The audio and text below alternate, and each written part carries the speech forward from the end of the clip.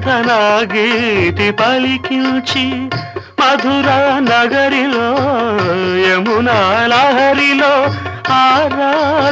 ఆరాధనా గీతి పలికించి సంగీత నాట్యాల సంగమ సుఖవేణువై